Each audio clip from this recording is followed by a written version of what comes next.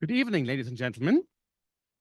Welcome to SEPA, for those in the room and for those online to our Zoom discussion. My name is Daniel Naujoks. I'm a professor here at Columbia University School of International Public Affairs, where I teach migration, refugee, and UN studies and direct the UN studies program.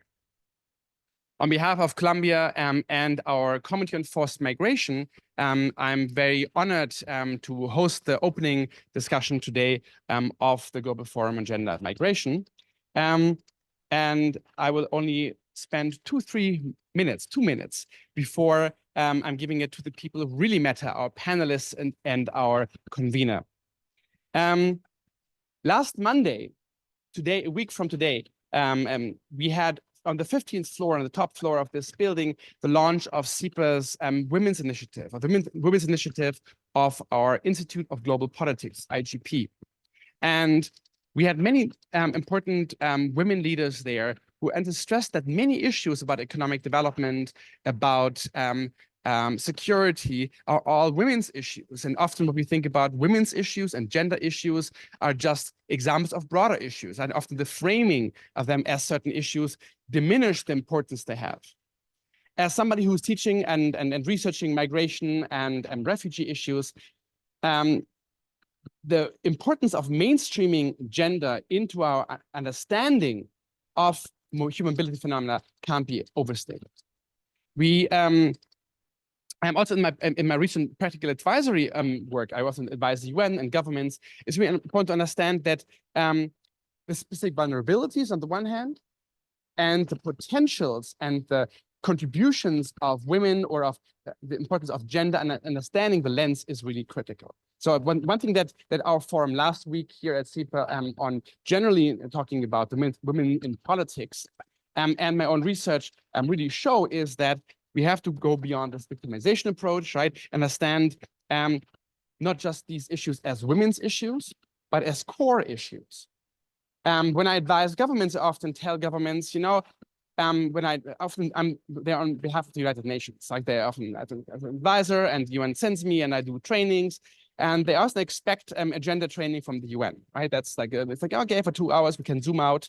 And one thing I tell them is like, this is not what is important for gender.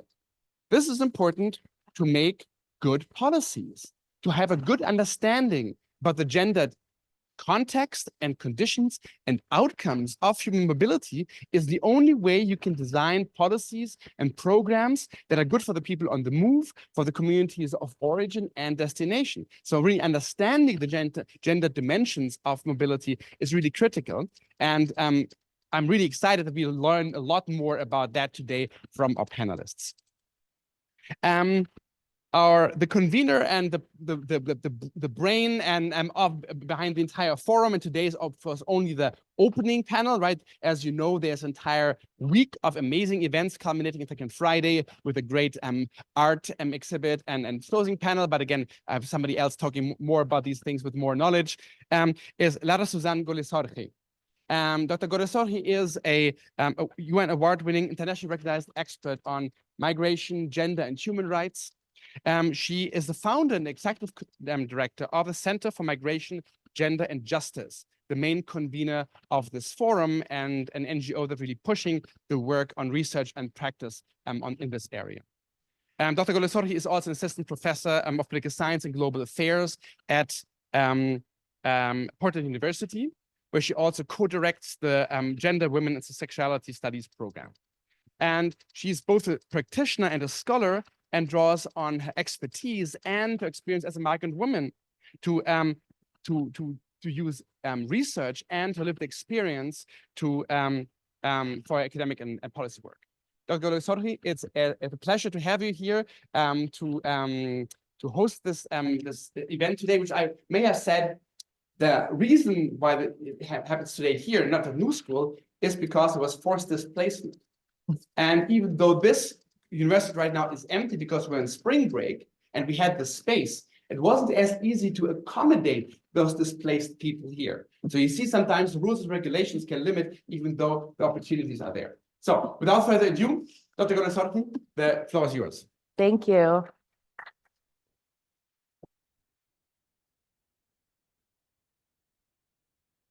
All right, thank you all for being here today. On behalf of the Center for Migration, Gender, and Justice, including my dear colleagues here today, as well as our partners, I would like to welcome all of you, near and far, for our Zoom participants, to the first Global Gender and Migration Forum. And I have to let that one sink in, the first Global Gender and Migration Forum. When I initially envisioned this forum, I was asked, what are your hopes for this? What are your hopes for the forum? And my answer was to bring people together. And that we've already achieved. We have over 500 registrations online and in person. So thank you so much for being here for the opening of the first Global Gender and Migration Forum and for today's event, the State of Migration and Gender, Gender and the Global Compacts. As I was already kindly introduced by Daniel, I would just like to say a few words here because I have the honor of moderating today's session. I'm the director and the founder of the Center for Migration, Gender, and Justice. And we are a migrant women and youth-led organization, a nonprofit, non-governmental organization that addresses human rights at the intersection of migration and gender through research, advocacy, and education. And we launched the Center for Migration, Gender, and Justice on International Women's Day in 2020. So we just celebrated our 4th birthday with the vision that gender justice goes beyond borders. And gender justice beyond borders necessitates shared agency, representation, and accountability in protecting human rights for all. And it is because of this vision that we're here today. Today's panel brings together researchers, practitioners, and advocates to assess the state of migration and gender with a specific focus on the Global Compact for Migration and the Global Compact on Refugees. These two compacts were adopted in 2018, developed from the New York Declaration for Refugees and Migrants with the objective to protect people on the move. And so on the margins of this year's UN Commission on the Status of Women, and in light of the 5-year milestone of these compacts, our esteemed speakers will explore and unpack the importance of gender responsive and gender transformative migration governance and identify challenges and opportunities in moving us forward together. The panel discussion is guided, and I again have the honor to moderate it. And it will be followed by a Q&A for all of us to engage further. And so today's speakers include Layla Mohseni from UN Women, Carol Barton from Women in Migration Network, Rahel Beigel from Women's Refugee Commission, and Dr. Jenna Hennebry from the Gender and Migration Hub. So please join me in welcoming them on the stage.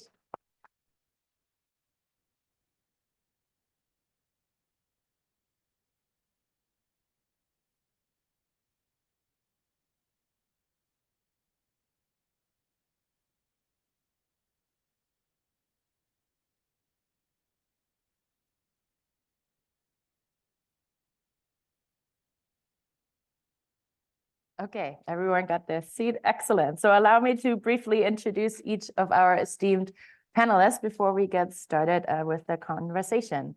Layla Mohseni is a coordinator for the Making Migration Safe for Women program implemented by UN Women. Layla previously led the Economic Justice and Rights Action Coalition, a multi-stakeholder initiative convened by UN Women seeking to accelerate progress towards gender equality. She holds an MA in International Relations from King's College, London, where she was also a founding member of the King's College London Migration Research Group. Welcome, Layla. Thank you for joining us today. Carol Barton is co-convener and a founding member of the Women in Migration Network and has served as a member of the Gender Work Stream of the UN Network for Migration, a member of the Expert Working Group for Addressing Women's Human Rights in the Global Compact on Migration, and as an advisor to the Gender and Migration Hub. She holds an MA in Political Economy from the New School for Social Research. Thank you, Carol, for joining us today. Rahel Beigel is the Women's Refugee Commission's United Nations representative and senior advocacy officer. She is a strategist and policy analyst working in the UN New York system, specializing in humanitarian and human rights law and policy. And she is the Women's Refugee Commission's focal point for women, peace, and security, which she'll be speaking on today as well. Rahel has 15 years of experience leading civil society and government initiatives to achieve legal and policy reform. And she holds an MA in International Affairs from the New School. So thank you, Rahel, for being here. And just wanted to note that there's 3 New School alumni on this panel. So shout out to the New School right there. And then those, yes, we're very grateful for our host, Columbia at SIPA. And then we have Dr. Jenna Hennebree, who's a professor at the Beigel School of International Affairs. She is co-director and co-founder, excuse me, of the International Migration Research Center and the Migration Worker Health Project. And she is the founder of the Gender and Migration Hub. Dr. Hennebree, the Gender and Migration Hub, which is funded by Immigration, Refugees, and Citizenship Canada. Dr. Hennebree has been an expert advisor to the Auditor General of Canada in May 2022, where she was a member of the Government of Canada's delegation to the International Migration Review Forum as a gender rapporteur.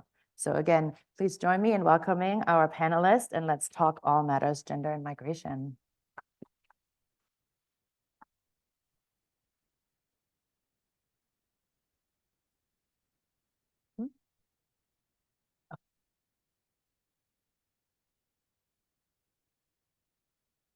So as mentioned, the Global Compact for Migration and the Global Compact on Refugees were both adopted in 2018.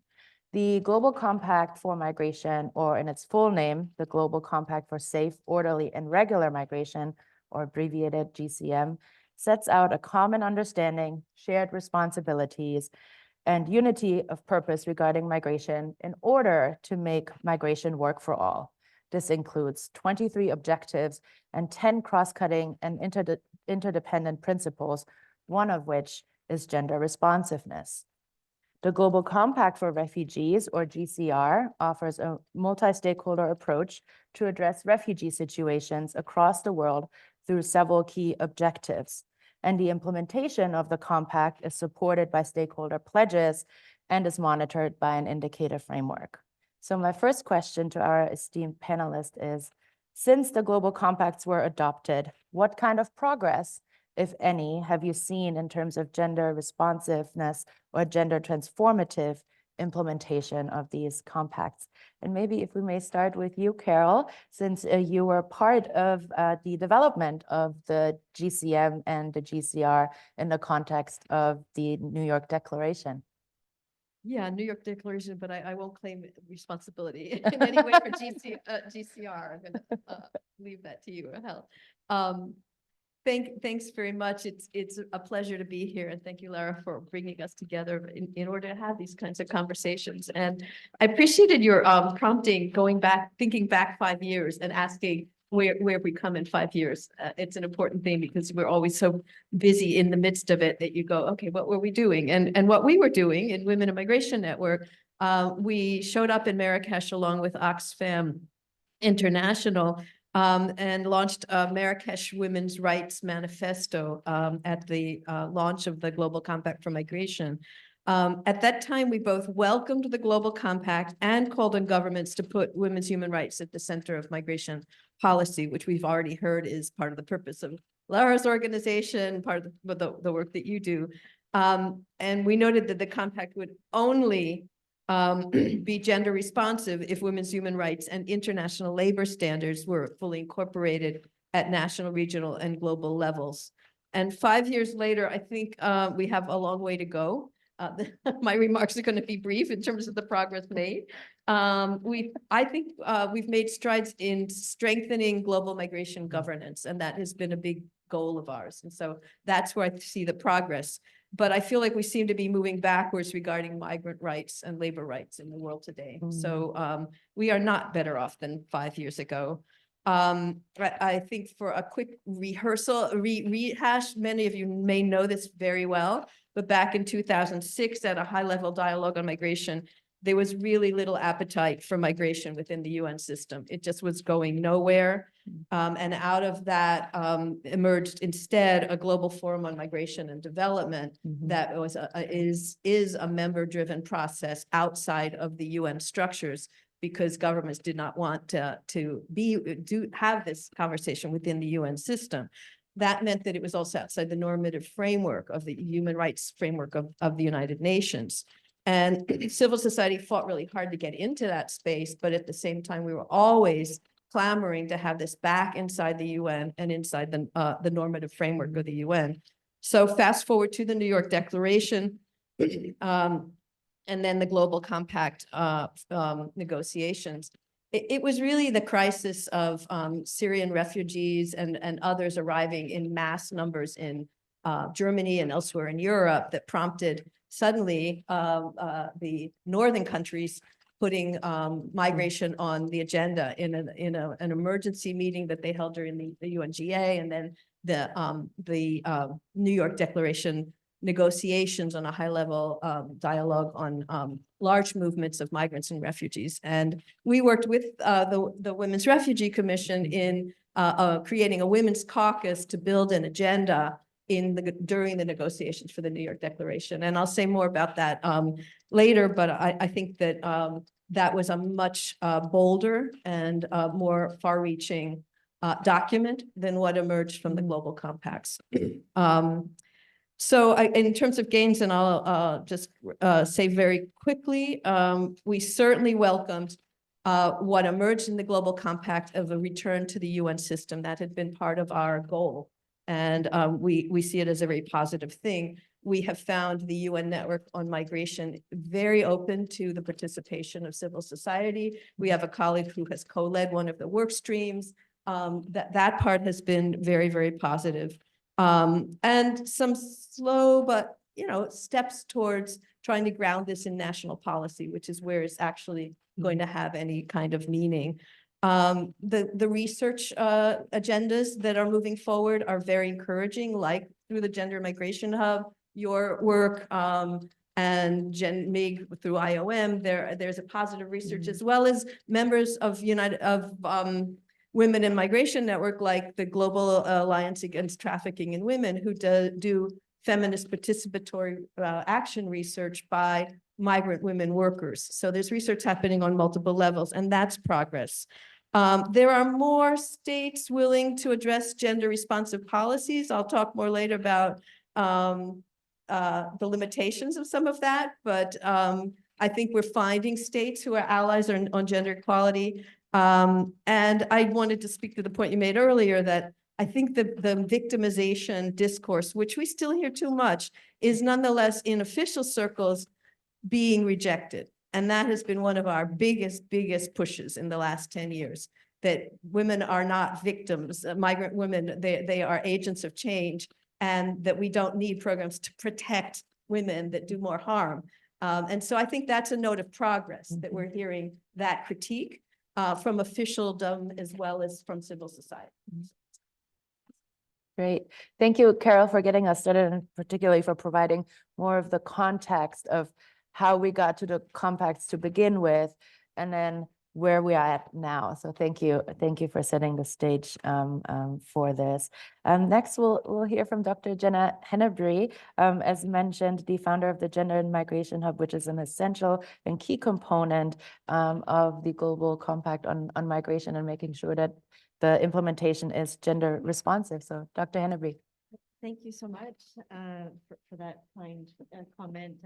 And similarly, I'll just say that, yes, it's not something that I can't say the Gender Plus Migration Hub is key in that. It's actually a reflection of so much collaborative work between and among academics, but also, and more importantly, with our civil society partners, in particular, the Women in Migration Network.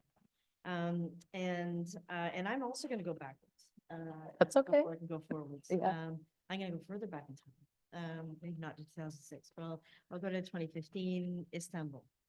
I think this is 2015. Yes, that's what I wrote down. And coming together at the Global Forum of Migration and Development, so many of some fantastic representatives from different civil society organizations, from the treaty bodies. So from the treaty body for SEDAW, from UN Women were there as well. And that was a really important starting point for the creation of the expert working group on women's human rights in the Global Compact. And we came together there and really started hashing out with the support of UN Women how we might move forward to making sure gender didn't get lost in the Global Compacts.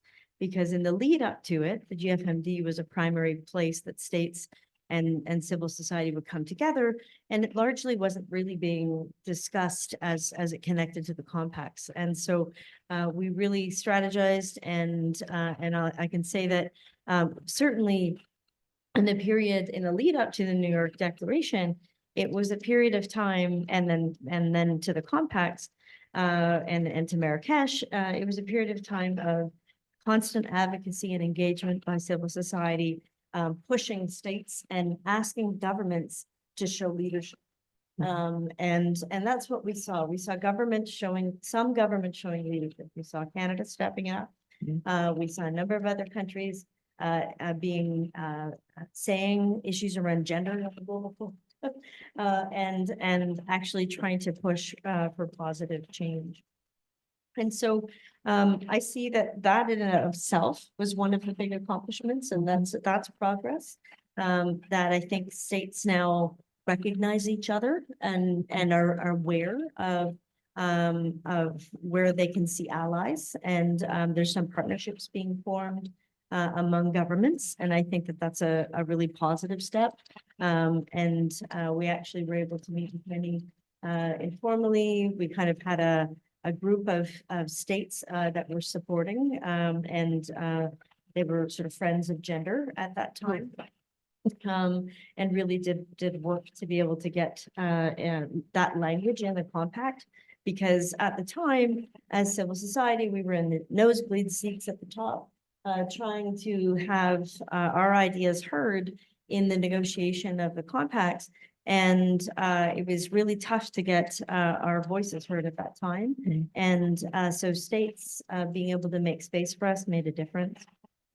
And UN Women in particular making a really important, or making opportunities for us to speak and to have the floor. In the preparatory sessions, where Louise Arbour, then UN Special Representative to migration, to the Secretary General, all of those preparatory meetings really set the tone for what you see now in the GCM. The thematics were organized well ahead of time, and we had to push to get gender in there. They weren't in there. It wasn't in there at the beginning. And then what we saw, and since I've done quite a bit of analysis of where we've ended up in terms of gender responsiveness in the compact. The New York Declaration actually had in it some almost 20 references to women actually recognize sexual and reproductive health rights, and also a fair amount talking about economic empowerment and equality.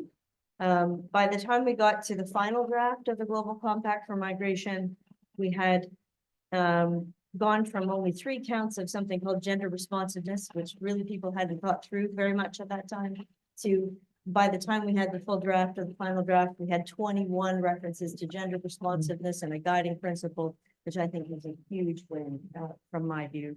But we also lost things too. We lost recognition of sexual and reproductive health rights. We also didn't see any mention of LGBTQ+. So it was certainly trade-offs, and that's what we saw happening. But at least we saw a lot of dialogue and a lot of push in that period of time. Since then, I would say some of the broad strokes, things that I think are good that have happened because of the GCM. We've seen more states willing to recognize gender. We've seen a general acceptance of the need for sex disaggregated data, I think, and that's certainly been something that's become generally accepted.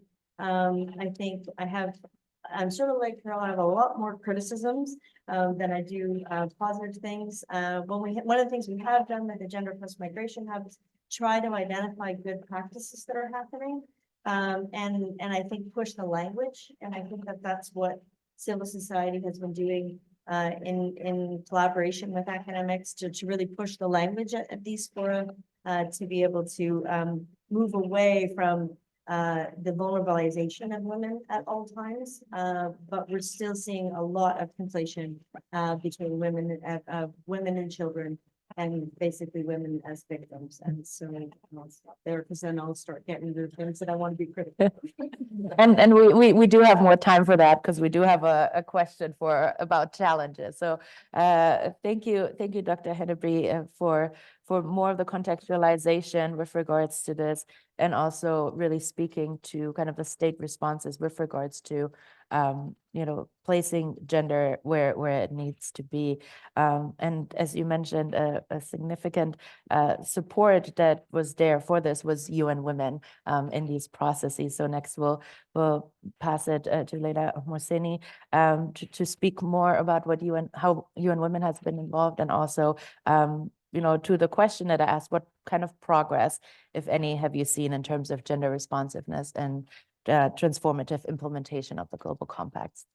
Yeah, thank you so much. And thank you very much to the Center for Migration, Gender, and Justice for organizing this really important conversation and the first ever Global Gender Migration Forum. That's really exciting. Thank you.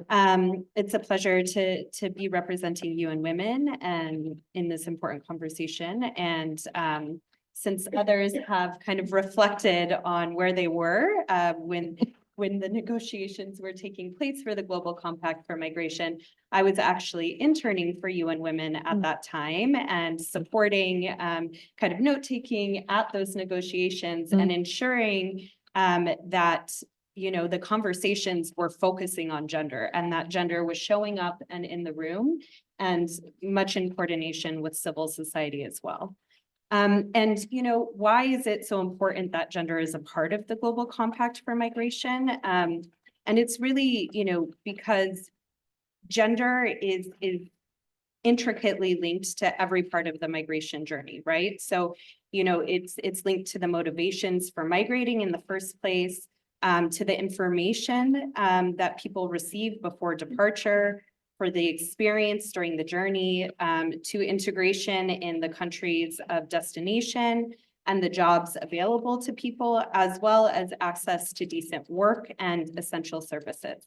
So, we have seen, as we heard from other panelists, that historically speaking, international migration governance has been largely gender blind, and therefore has really actually reproduced and reinforced existing gender inequalities, and therefore exposing women and girls and gender diverse migrants to a greater risk of discrimination and human rights violations.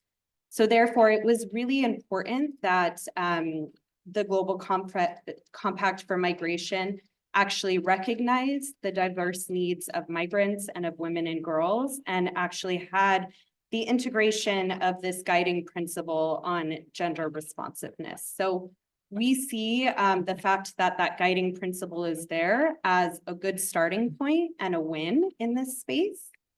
And in having that guiding principle there, the compact is able to kind of provide a framework for member states to be able to address migrant-specific needs from a gender perspective, and to promote migrant women's independence, agency, and leadership, which others have mentioned is really critical to turn away from that lens of victimhood that we hear so often.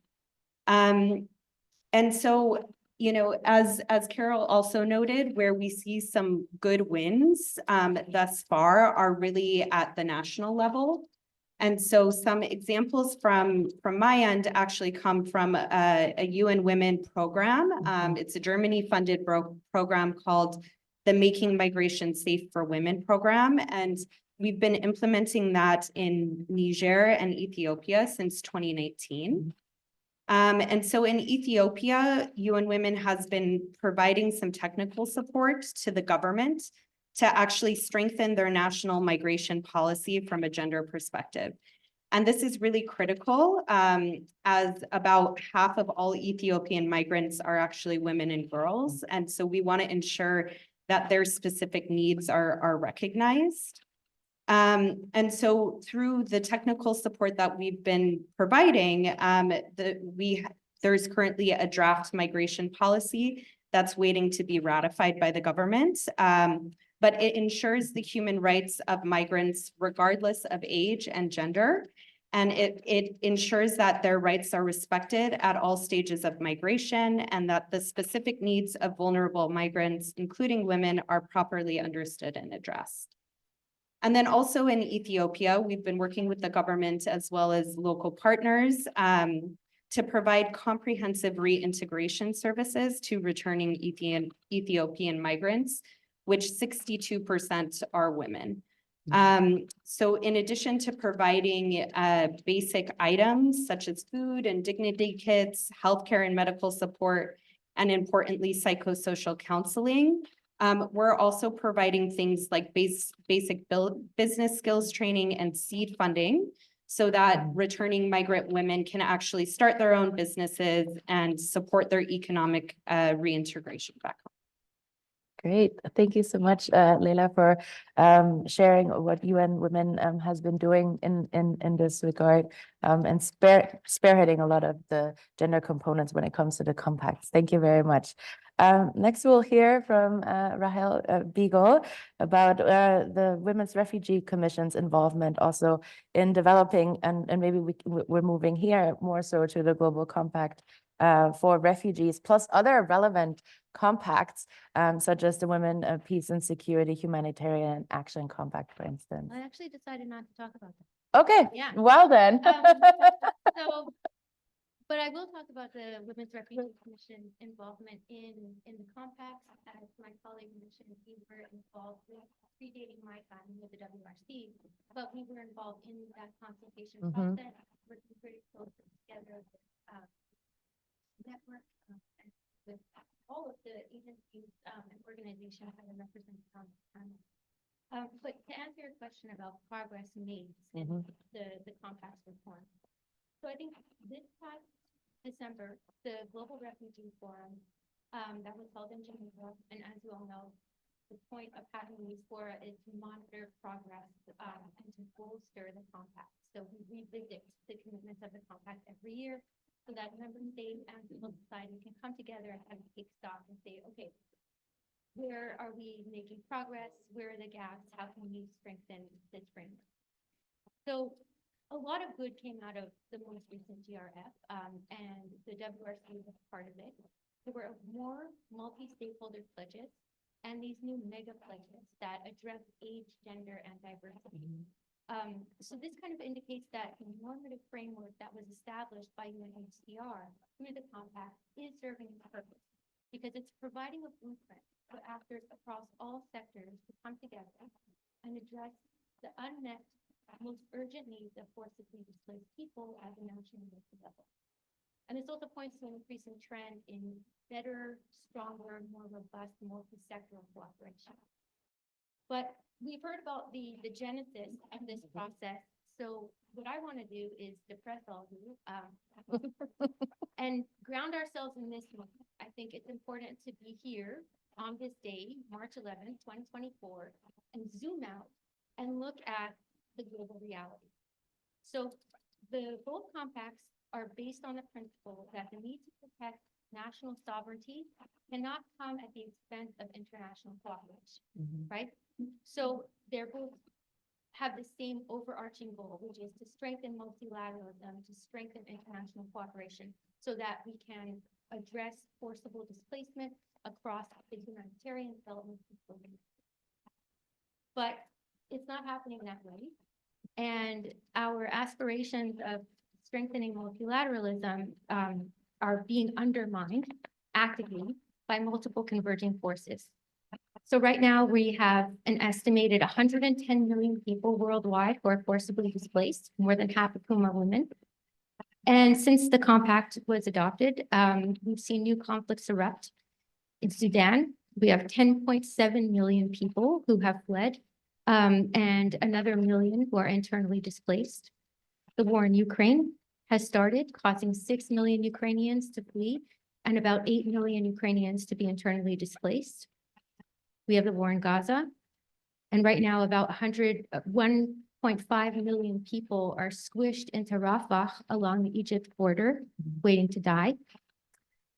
We have 9,000 women are among those who were killed in Gaza so far. We have deteriorating conditions in Syria, where now we have populations are displaced multiple times. So first they were displaced by the civil war, which provided the impetus to develop these compacts in the first place. Then they were displaced again because of increased sectarian violence. Then they were displaced again because of the earthquakes last year.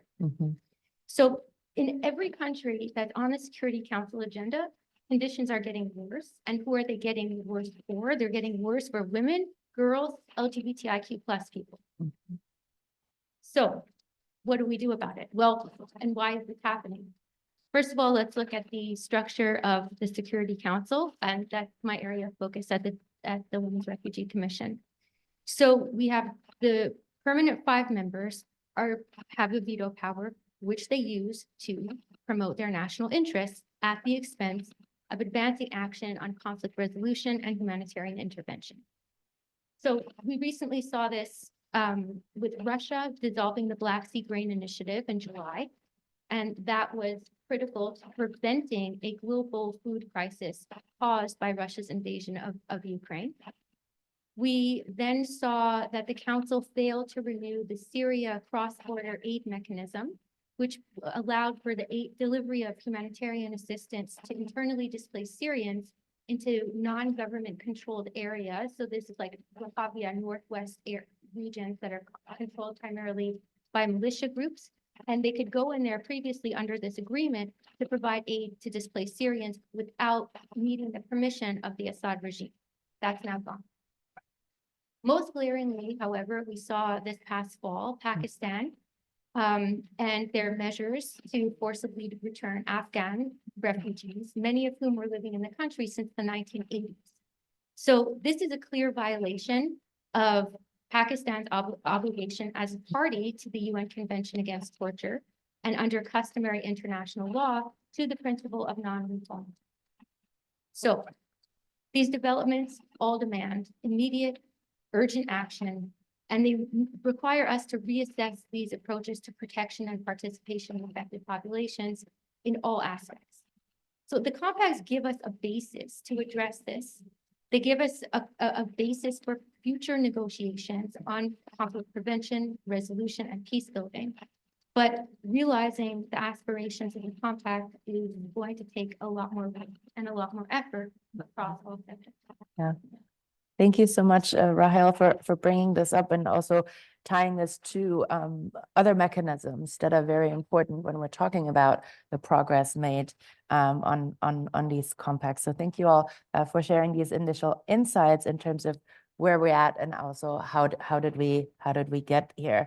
And actually, the question of progress in terms of gender responsive implementation of the compacts is one that also we at the Center for Migration, Gender and Justice have addressed, notably through the development of the Gender Migration Index. The Gender Migration Index centers lived experiences of women, girl, LGBTQIA+, and gender diverse migrants by strengthening civil society engagement in international review processes, as you've just heard. And our index is based on an indicator system that facilitates gender responsiveness and migrant inclusion in policy planning, implementation, monitoring, and evaluation. And in fact, we launched the Gender Migration Index in the context of the first International Migration Review Forum in 2020 in efforts to provide a benchmarking framework for the Global Compact on Migration.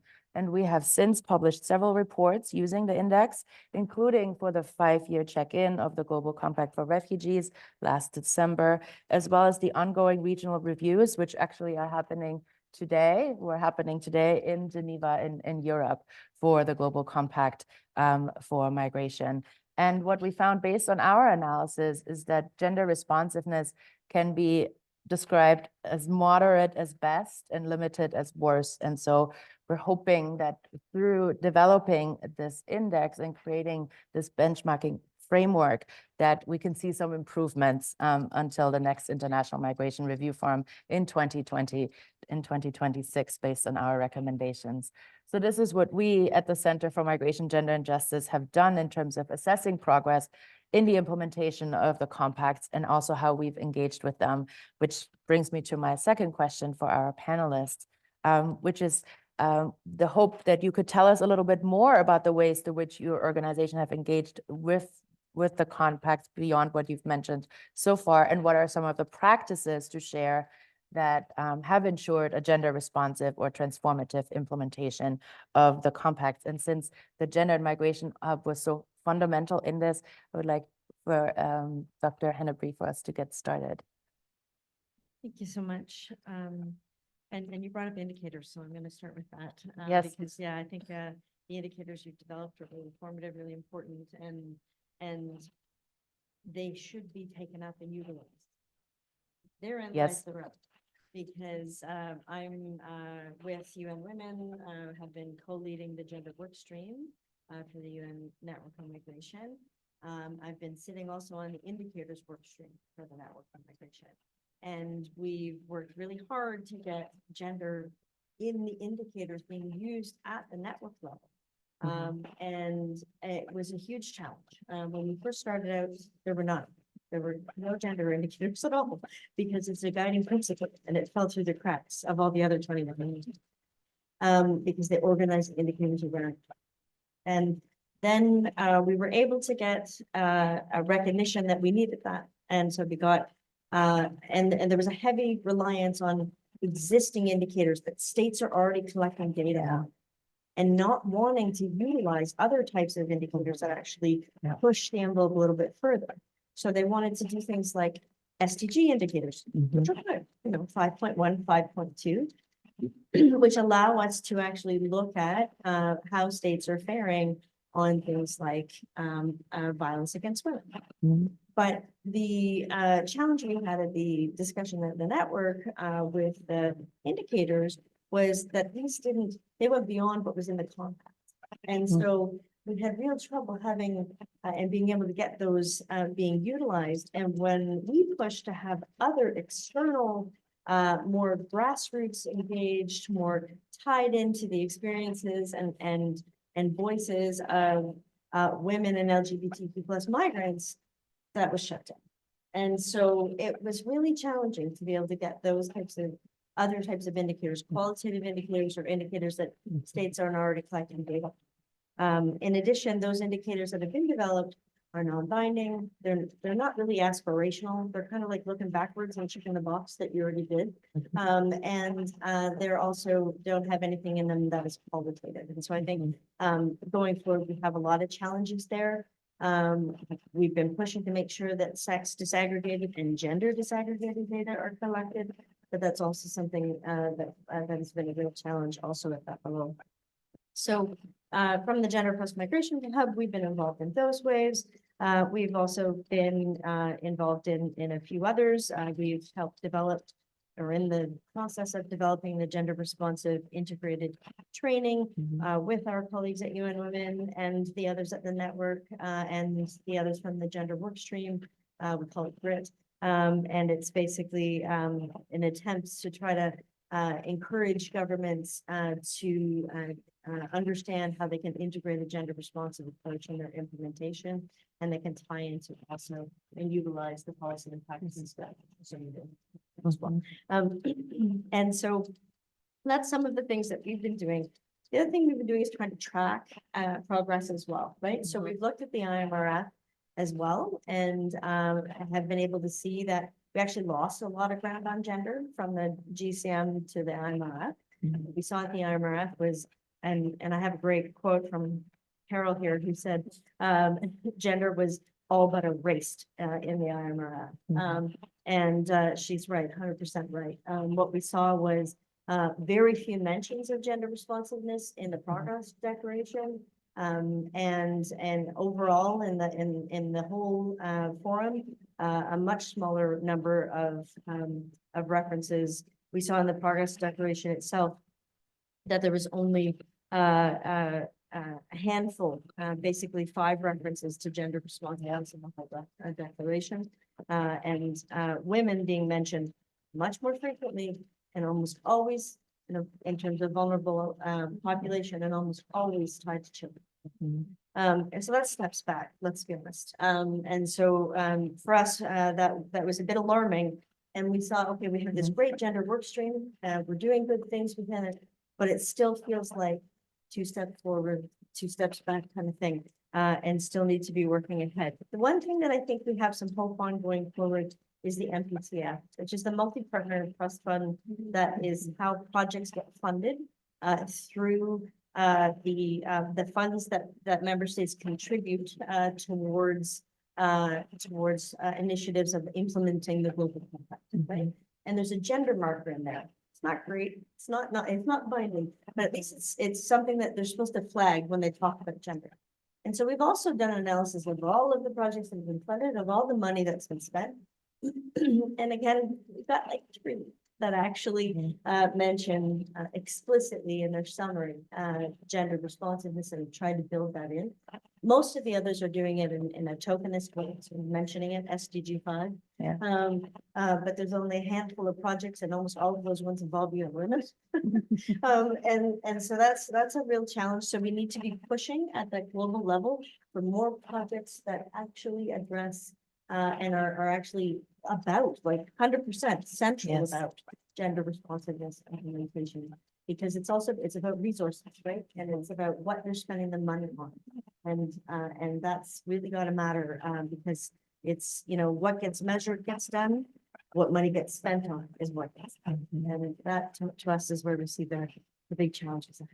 Yeah. Stop there. Yeah, thank you so much, Jenna. That's a very important point to not forget. And again, looking at the different spaces and the different mechanisms and stakeholders that are involved in all of this, and where, even if it is a little bit of a move forward, where this can ultimately be made when other spaces might be closing down on this end. Carol, if you would like to speak to this as well, you are part of the work stream, so be curious to hear more work on that and other practices that you've developed, and how in other ways that you've been engaged with the Global Compacts. Sure. So at this creation, after, the Global Compact was passed, we were part of a civil society group with IOM to think about how civil society was going to be engaged in the process from the get-go. And I noted that there has been a strong openness to civil society, and they have a civil society liaison, somebody who is a feminist who has been a strong ally of creating space for feminist organizations, gender responsive organizations in the process. And so we were part of that. And the gender work stream that what I'm going to say is echoes what my colleagues here from UN Women and Gender Plus Migration Hub will say, because we work very closely together in all of this. We were not seeing gender coming up, and there were initial first year several work streams on labor and several other things, and we decided that we needed a gender work stream. And there was pushback, not because of gender, but because we have too many work streams. This is getting too institutionalized. We just can't have too many. And we actually, created a strategy with a UN agency, UN Women, with an academic research center, and with civil society in Women Immigration Network, and said, we need this. And we worked through the UN network and IOM to kind of get it on the agenda of their annual meeting. And ultimately, we're able to create the work stream that now my colleagues co-chair. So I think that was a huge victory. We could see it, we would love to see it be more vibrant and robust. It's not independently funded, and it doesn't have a staff person. These things are staffed by the UN Network of Migration, and like many UN agencies, they're a little stretched thin. But we see that as a big gain. And one of the things that we did in 2022 was work with the race work stream to create an anti-discrimination and COVID-19 advocacy tool. The Women in Migration Network and my colleagues bring an intersectional feminist perspective to this work, meaning there's no generic woman. We're always talking about women in many, many different and intersecting oppressions that they experience. And one of them, very central, is issues of racism and xenophobia. And so we looked at the ways that different communities and organizations had responded to COVID that brought an intersectional lens. So that's some of the work that we did. We also, and I know you'll speak to that, Layla, but when UN Women created the policies and practices, which you'll talk about, but we were very active in helping to think about what would be a gender responsive approach to each of the objectives of the Global Compact. We've partnered with the Gender and Migration Hub, and I think one of the things that we've tried to struggle with is how do you help stakeholders and states think about what gender responsive can look like in practice. So in both of those spaces, that's what we're trying to do. And we hope to move that forward with a feminist migration project, where we kind of make that real. And I would say we're also on the Making Migration Safe for Women advisory board. So you can see that there's a lot of collaboration, because what Women in Migration Network tries to do is to we represent labor groups, faith-based groups, feminist organizations, migrant rights organizations, addressing women in migration. And so we try to bring a large cross-section of civil society to this space. And we also made a pledge at the IMRF. There was a formal pledge-making process, like not as developed as the Refugee Forum, but they did ask for pledges. And there are things that we are always saying. I realize this is not new, but that we have to center the voices and experiences of migrant women in policy deliberations at all levels, that we have to address macro issues, not just individual women. That is, much of the UN system is sort of like, how do we help this group of women? Not how do we address climate change that's displacing women? How do we address labor rights? How do we push for regular pathways and the need for regularization and access to services and ending criminalization? That's what we're talking about when we talk about women's issues. And we promised in our pledge to center those issues, looking at gender responsive in a holistic way that isn't tokenistic, which is usually the case with a lot of governments, prioritizing an intersectional lens, as we had mentioned. We really committed to working on those indicators, and we worked closely with the gender work stream on indicators, and it was an extremely disappointing and frustrating process. And one I realized when I went back and looked at what we pledged, one that has been just erased from the conversation altogether, is that we said we want them to institutionalize a gender rapporteur in the regional reviews and the IMRF as something that is paid for, staffed by the UN. And we heard that the refugee process has a group. And so we were like, wait a minute, they got one, we want one. And not a peep since then. So, it's something to pick up on again.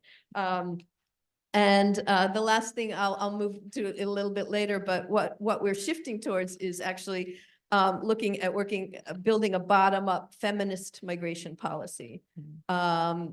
We think gender responsive is not enough. It feels now like a catchphrase that's somewhat devoid of any real policy changes that are ensuring women's rights. We won't abandon it, but we are putting our emphasis on a feminist migration policy.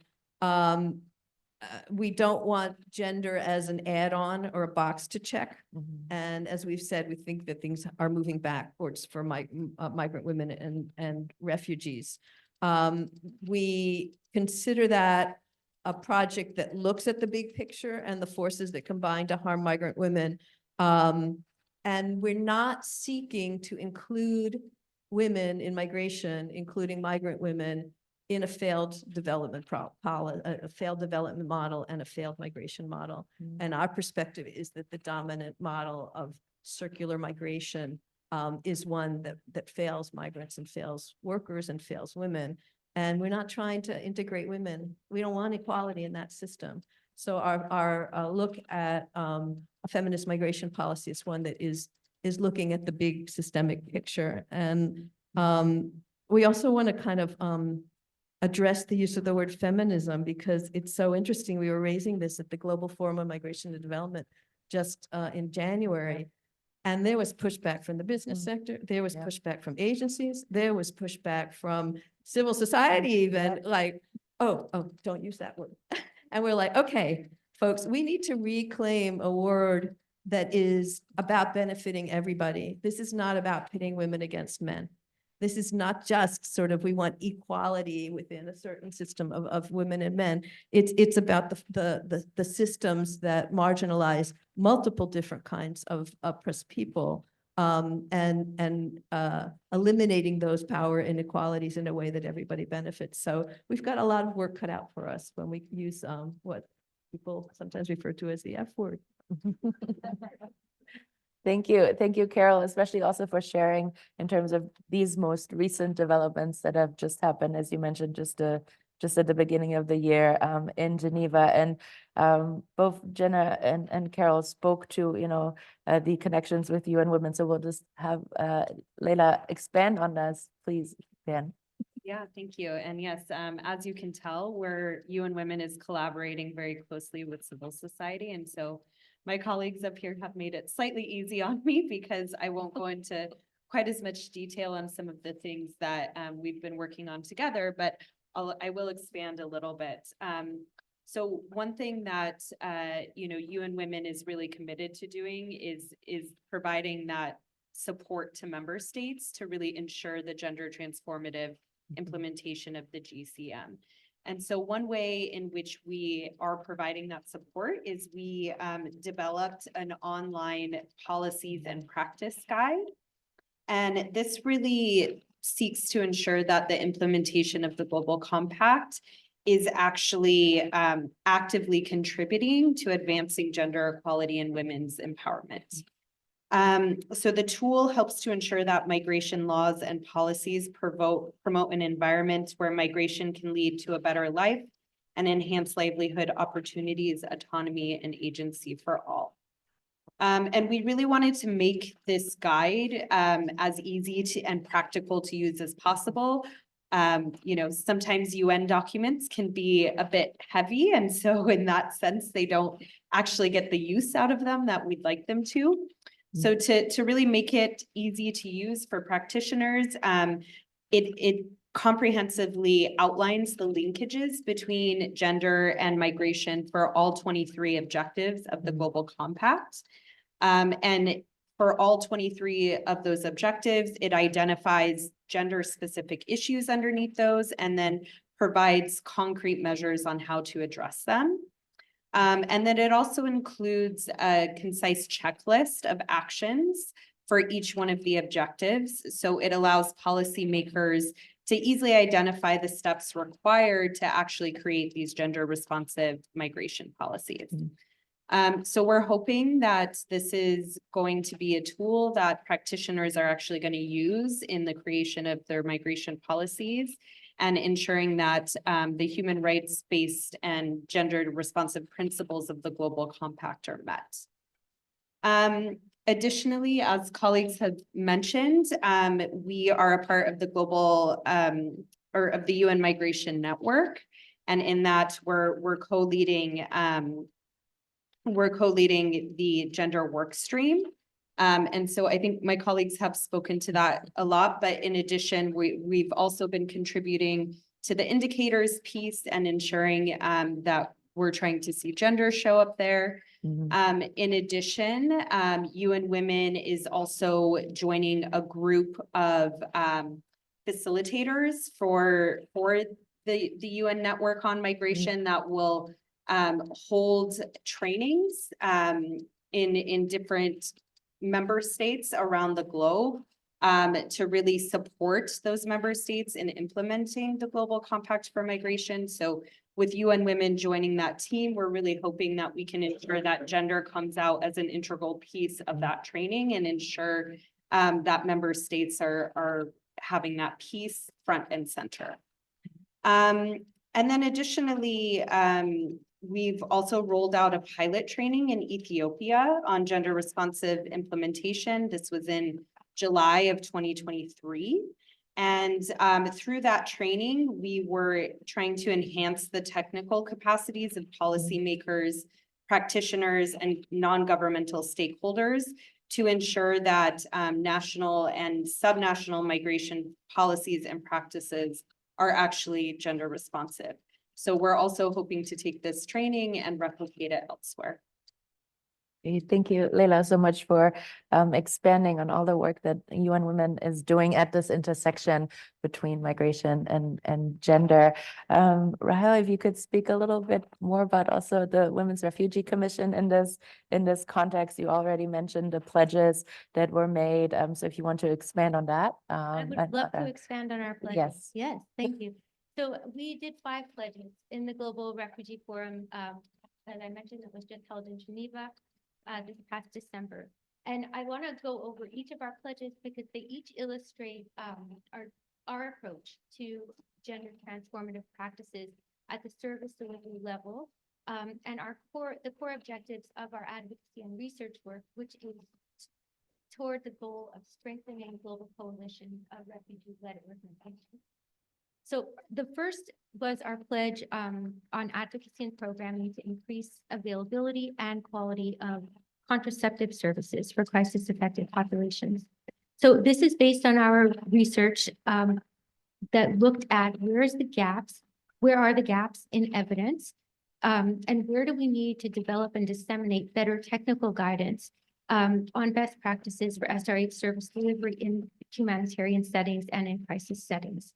So we worked together with the Global Health Cluster and that team on SRH to develop this publicly available database that is filled with quality, evidence-based, adaptable social behavior change communication material.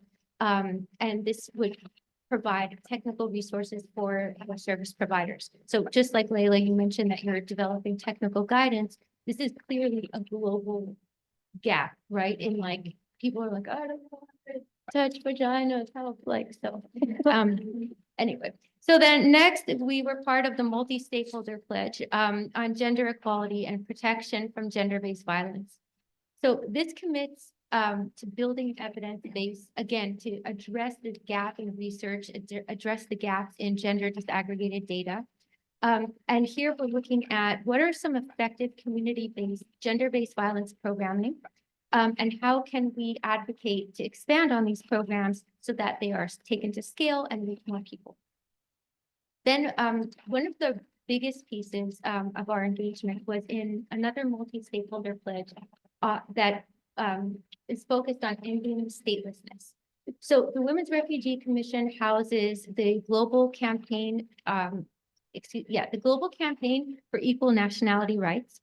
And so in this pledge, we joined together with the Global Alliance to End Statelessness to provide input and support to the Alliance to end gender discrimination in nationality laws. And again, to share best practices that are based on the coalition's expertise. So these are all people who themselves have refugee experiences. They're speaking out of their lived experience about what actually works.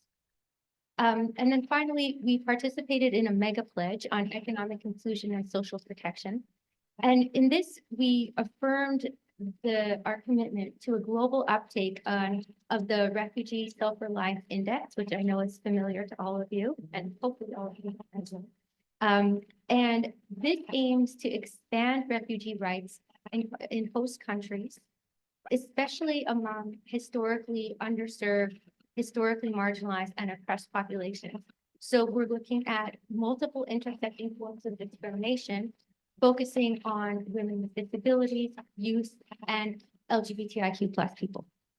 We also look at youth, and we're looking at the experiences of youth, and just as we were discussing this paternalistic view of women as victims, women as helpless, without agency, in need of protection, all the more so when it comes to youth. So we take a youth inclusion approach that is rooted in an acknowledgement of young people's agency, that they have the power to ultimately determine the future course of their life, if only they were given the right tools and resources. Oh, yeah, had their human rights upheld too, that would be great.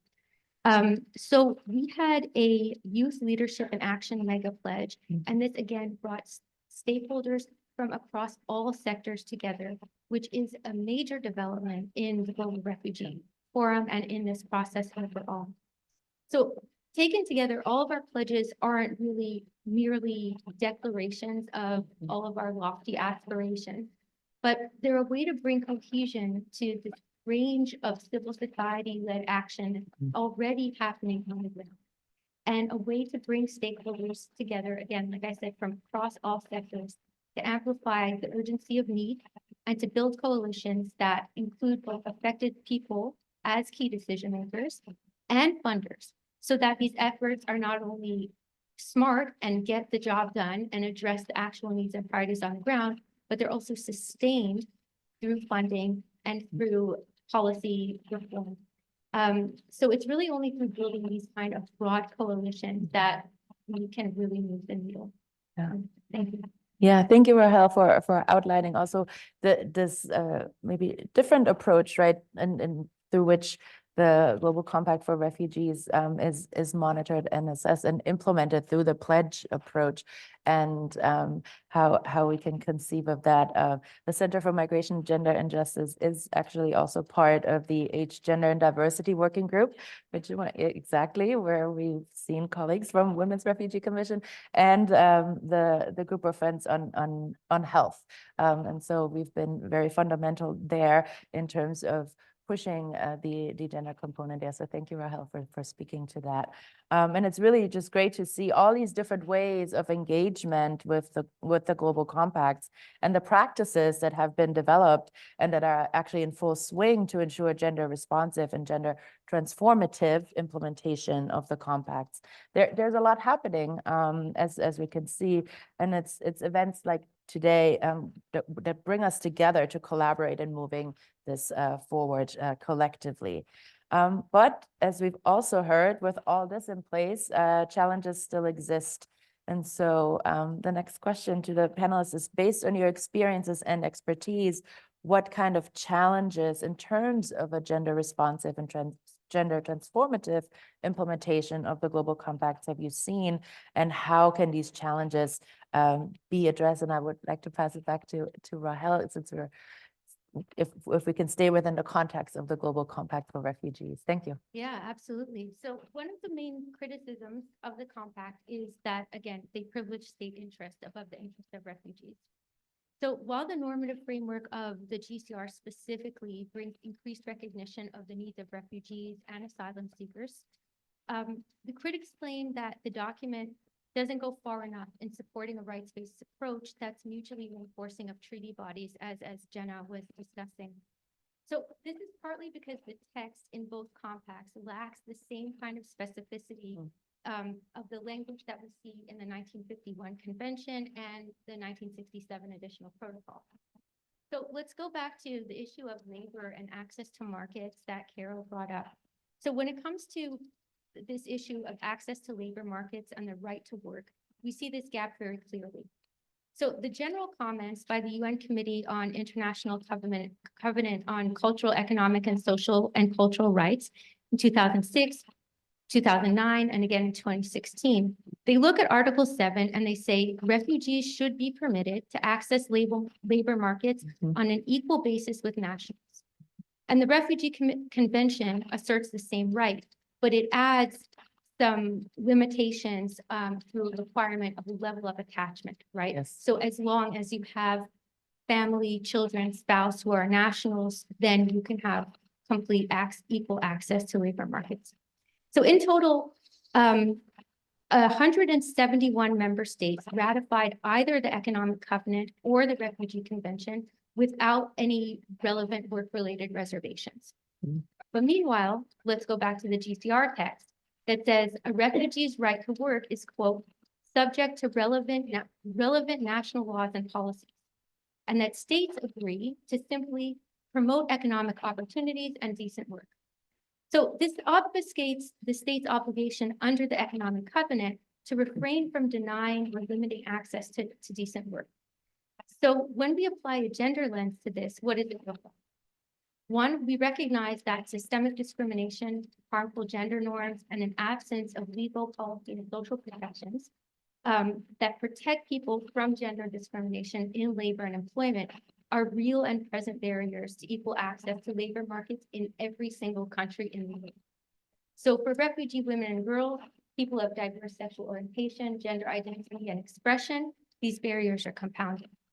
So without domestication of international human rights law that upholds non-discrimination, and without strong national and subnational legal frameworks that are thoroughly enforced, the barriers are going to be persistent, and the factors that perpetuate the vulnerability of women, girls, and other people who live with multiple intersecting forms of discrimination are going to be worse, and they will become more vulnerable to exploitation and intergenerational poverty.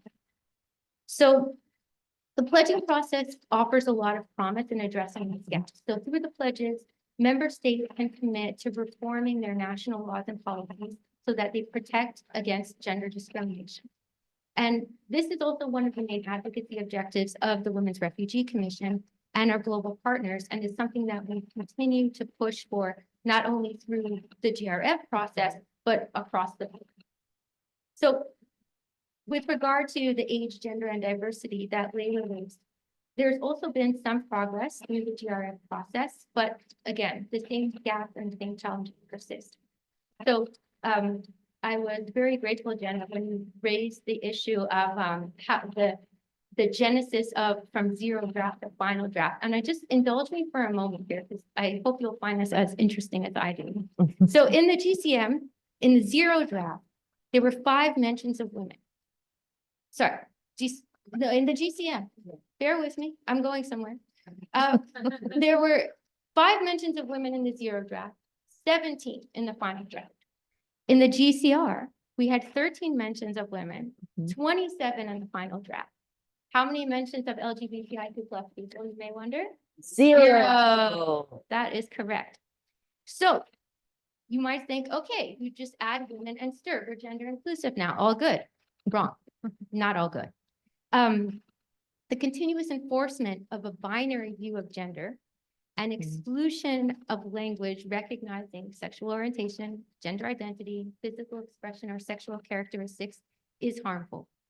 It's well documented that criminalization of LGBTIQ+ persons and persecution based on SOGS forces people to flee their countries of origin.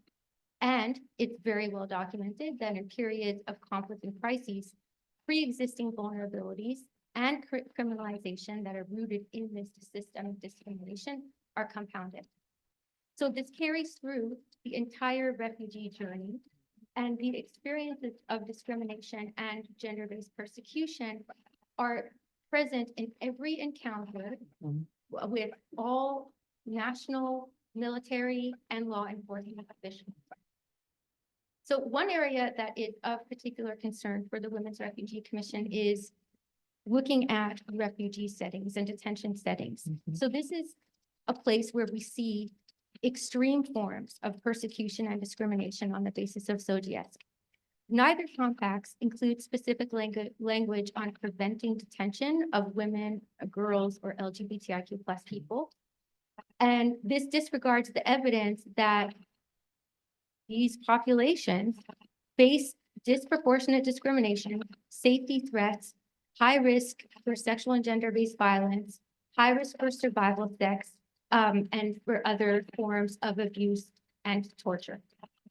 So there were some advancements, however, made again in this GRF that happened, where we saw organizations like Rainbow Railroad, which is a queer refugee-led organization, garner a lot of attention this past GRF. And they were able to present their work within this broader context of criminalization and look at the landscape and discuss how can we create new pathways for safety for, again, people who are living with multiple intersecting forms of discrimination. So these are all steps in the right direction, but breaking down the gender binary and enshrining language and policies that are truly gender inclusive and gender affirming of all identities is still going to take a significant amount of advocacy and collective action. And I feel like I'm ending every intervention with that phrase, but it happens to be true. Yeah. Yeah.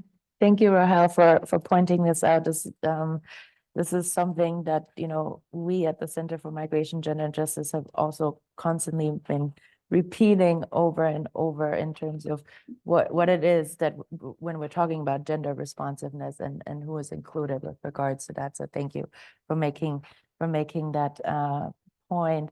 Carol, if you would like to speak to next in terms of the challenges that prevail. Sure, and I'm afraid we do have longer lists of challenges than games. But I want to follow on that really comprehensive and helpful overview to also pick up on what we've lost, because we did talk about how many of us in the Women in Migration Network are very much engaged in this UN process around the Global Compact for Migration, and at the same time, we lost a lot of ground. As Jenna mentioned, sexual and reproductive health and rights was eliminated, access to services regardless of migratory status. And I think also it was pitched and it's considered by member states as more of a shopping list, a menu of what they want to choose from instead of obligations to the whole thing.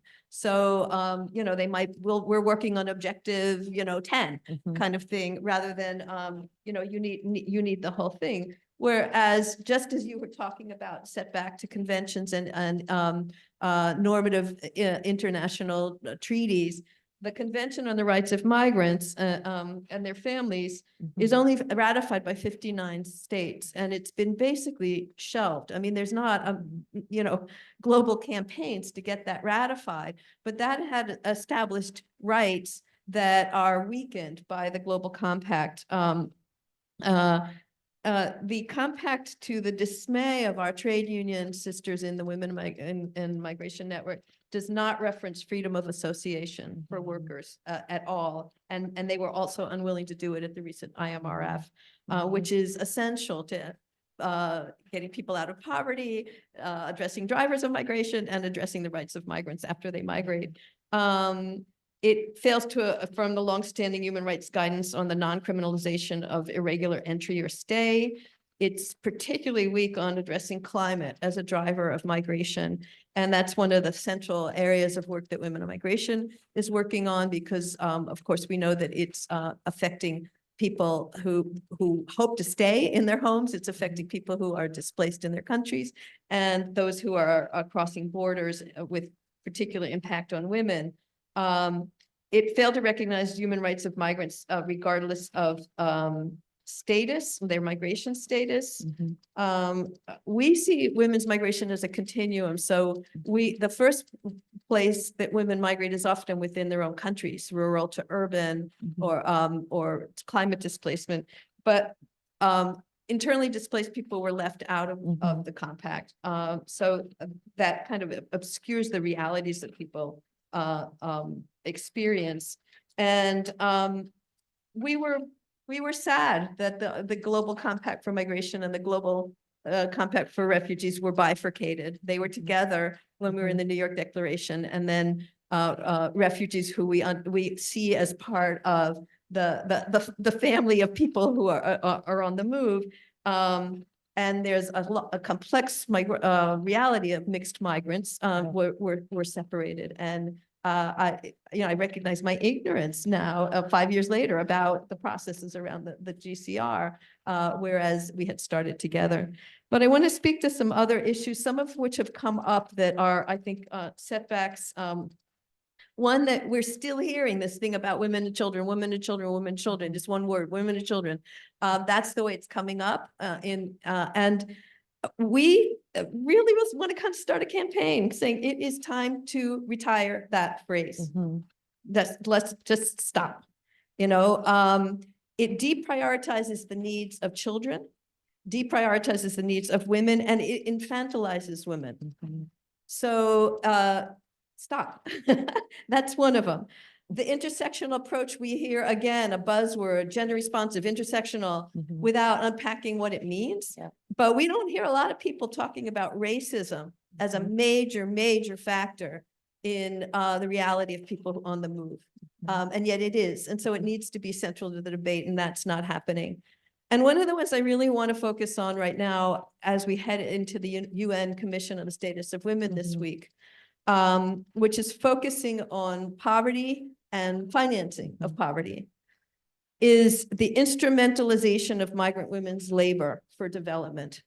The dominant discourse is literally, we were invited to be part of a session called Leveraging Migrant Women's Contributions or something. It's just kind of like in a constructive effort to look at the value and agency of women, I want to say. It's nonetheless, how are women contributing to development, right? Well, there is, talk about other processes.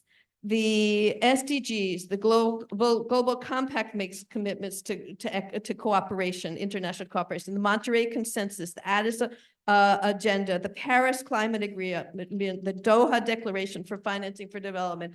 There are lots of places where governments have made commitments to international cooperation, to putting their money into development. And instead, those countries have reneged on those commitments consistently, the rich countries. And now they want to put that burden on poor migrant women. They want to say that the remittances that poor migrant women send, sometimes out of desperation in terms of their need to migrate, is what's going to finance development. And that's something else that is dismaying to us, and we need to call it out. And say, yeah, people are sending remittances, but that is not the mechanism for financing development. So I think that that's a really big one for us. The fact is that in the development picture, financial flows are actually flowing from the global south, net financial flows to the global north, and not the other way around. Just a couple more quick things. We also are concerned about a lack of this 360-degree approach in terms of policy. 360 degrees was used in the Global Compact for Migration in a very positive way in multiple ways. One is we want all the stakeholders at the table. Another is we want governments to bring all their ministries together to look at this picture across sectors. But we're finding that there are some terrific programs on migration or on gender in one part of a government policy that is undermined by another. An example for us was that we're part of the Feminists for People's vaccine that was trying to get a waiver through the WTO, through the TRIPS agency, to get COVID vaccines affordable to global South countries in the midst of the pandemic. Well, some of our partners in the global North who are fantastic on gender and migration and gender responsive policy actively went to the WTO and blocked that treaty, that waiver.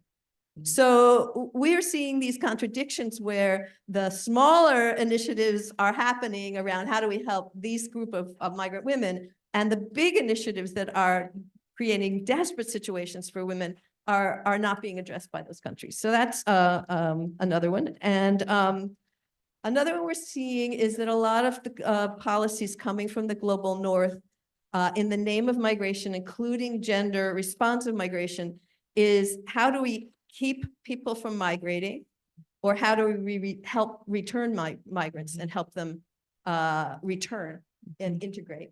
Yeah. So it's really based on policies like we want to exclude all the migrants except those who are meeting our labor needs.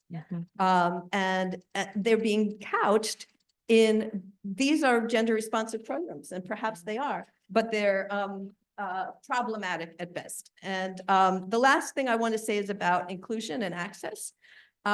We need to see real money put into grassroots migrant women's organizations in order to be able to be part of these processes, and real commitment by the agencies, including the UN Network on Migration and others to put their money where their mouth is, to get people there and to have interpretation and to do it in places where people can get visas.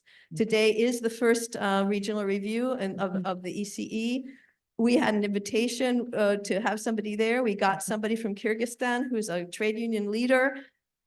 They didn't have Russian in the civil society. They didn't have Russian interpretation, and she couldn't get a visa to Geneva, and she's not there. So you can say we want people at the table. You can invite them. And if you don't have all those other things there, their voices are not going to be heard. So I'll stop there. Thank you. Thank you, Carol, for this. And I know that the list of challenges is very long, but I want to also be mindful of time to open up also for Q&A here. And just maybe to note one positive thing, if I may make that announcement right now. You spoke about the Convention on Migrant Workers' Rights and that there has been limited engagement in terms of civil society. Well, I'm happy to report that the Center for Migration, Gender and Justice is actually now the NGO focal point to the UN treaty body. So watch out. There will be some movement happening with regards to that. So thank you for giving me the cue to making that, for making that announcement. But again, in being mindful of time, Jenna, if you could maybe briefly outline a few challenges, and then we'll hear from Layla as well. And then just some final remarks of just like, where are we at? What will have us around for that in just a moment. Jenna. Okay, I'll do my best. You poke me, Carol, if I talk too long. So, look, both compacts have recognized the need for gender responsiveness, but both neglect the rights of LGBTIQ+, both neglect sexual reproductive health rights, both neglect seeing gender as a verb, seeing gender as a set of social processes. It's not about a fixed binary. And I think that traps us in a place that we can't move forward from to be actually gender responsive without that recognition. There's no mechanism really to address the gender gaps between the compacts, and that's a long-standing and well-touted problem. But I think we can't, and to echo what Carol said, easily categorize people as migrant or refugee when we know that access to pathways, status, protection are mitigated by gender and broader system level inequality. And so I think, there's been a lot of one-off measures, but I think there's a lot less attention to more structural level change that's needed, system level change. If we really want to see implementation actually moving forward, then we need to, do things such as gender-based budgeting. We need to ensure that we have anti-discrimination laws enshrined in law, which, by the way, is something that isn't an invention. It's actually part of the Convention on the Elimination of All Forms of Discrimination Against Women. So building on those existing international mechanisms and utilizing those in the compacts are really important. I think that there's been, a real lack of attention on structural level change in the ways that which gender discrimination is both a driver of migration and displacement, but it's also a consequence of the way in which migration and asylum have been governed. It's a product of governance. And I think, labor migration offers a really good example of that, which is my main area of expertise, where it's really re-entrenching gender discrimination through restrictive and gendered pathways into gendered occupations for women, in occupations that have high informality, poor social protection, resulting in de-skilling and devaluation of work. The event this afternoon that was held by Women in the Migration Network, one of our colleagues, Adriana Paz Ramirez from the International Domestic Workers Federation, did such a good job of calling it out, basically saying women are concentrated in that occupation and treated like they have no skills, and that is an underlying fundamental problem. And it echoes what Carol said, which is we don't want equality if that's what it is. If we're just going to keep working within that same structure of labor migration. So I think, recognizing that migration in the context of gender inequality is not going to inherently lead to equality is really important. It requires a purposeful recalibration around gender equality goals. And we need system level change I really, I liked the way Carol put it, but I was thinking we could call it the migration Movenpick. The model of the GCM, we can't have that, because that is not a system or structural level change. You're gonna have one or two positive things done. You can do all you want to a bilateral agreement to make it gender responsive. It's not gonna be if it traps women in gendered occupations, and that are devalued. So I'll end there and say there's a lot we can do, and I think we should all do it together. So great. Thank you. And I hope that we can all agree on that. Let's all do it together. Thank you. Thank you, Jenna. Layla, a few words on challenges that remain. Sure, and I think the panel has done a really good job of already highlighting a lot of the challenges and kind of ways that we can overcome those. And as has been noted, you know, really critical to that is multi-stakeholder and multi-sectoral action and coming together to work towards these solutions. But maybe just to add a few more challenges that UN Women tends to point out is first is really improving data collection. And this is something that we say about almost everything, but it's because it is so critical that we have more concerted efforts to increase the collection and analysis of sex disaggregated data and gender statistics. And this is across all stages of migration. And what this can do for us is really help to illuminate the realities of the migration process, including those pervasive gender inequalities that exist.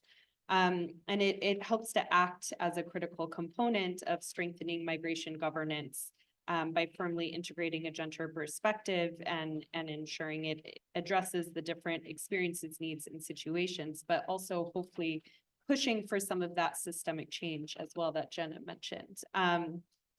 For example, through the program that I've mentioned, the Making Migration Safe for Women project, one way in which we've been trying to improve data is we worked with the Niger Institute National de Statistics, and we conducted interviews with 1,200 women migrating to, from, and through Niger, as well as those who were returning to the country. And what it was really interesting is it gives all sorts of insights, right? So it gave us insights into how women are accessing information, the availability of services throughout their migration journey, and things like the propensity to use smugglers. So this data piece is really critical to getting a full picture. You know, Rahel has already mentioned some about, you know, strengthening migration governance. And so, you know, we really think that member states need to actively review and revise their existing policies and legislation, programs, as well as service provision to ensure that they're aligned with the human rights-based and gender-responsive framework of the Global Compact, but also going beyond that to what all the panelists have mentioned to look at other, you know, elements like intersecting discrimination, looking at, you know, ensuring rights regardless of the status of migrants, et cetera. And we think that this needs to also look at not only at the national level migration policies, but also bilateral and multilateral agreements. And then lastly, reiterating what Carol spoke to in terms of inclusive participation, we think this is really critical to be actively involving all migrants with a particular emphasis on women and LGBTQI+ individuals. Really active participation is key to strengthening migration governance that responds to their actual lived experiences and realities. And we need this process to be really participatory and amplify migrant women's voices and leadership. But also already mentioned, for this to actually be meaningful in any way, we really need to increase investment in feminist organizations. We can't just be giving them a seat at the table if they don't actually have the resources to take up that seat and come and join in a meaningful way. Thank you, Layla, for pointing out these additional challenges. And so, you know, and looking at what still remains left to be done and how these prevailing challenges in the implementation of the compacts can be addressed. In the interest of time, I would like to propose that we open up for Q&A at this point, and then maybe conclude with one last round of panelists sharing. How would you describe the state of gender and migration at this 5-year mark in one sentence and one sentence only? But before we get to that, I would really like for us to encourage some engagement from the audience that we have here and that we have online, and there's already a few hands there. So thank you.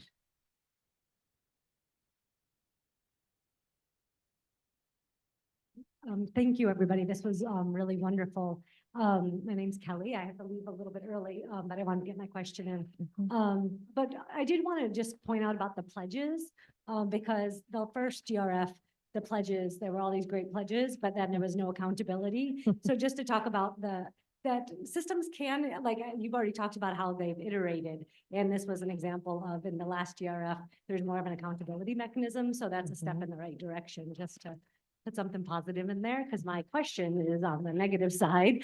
You've already highlighted so many challenges, but I'm wondering, there's such a backlash to women's rights and LGBTQ rights. And I wanted to ask if you're seeing that play itself out in how these compacts are being discussed. I mean, you've already talked about a lot of the challenges of just kind of not implementing things, but are you hearing any talk of like even going back in and changing language to kind of reflect some of the backlash that we're seeing globally right now?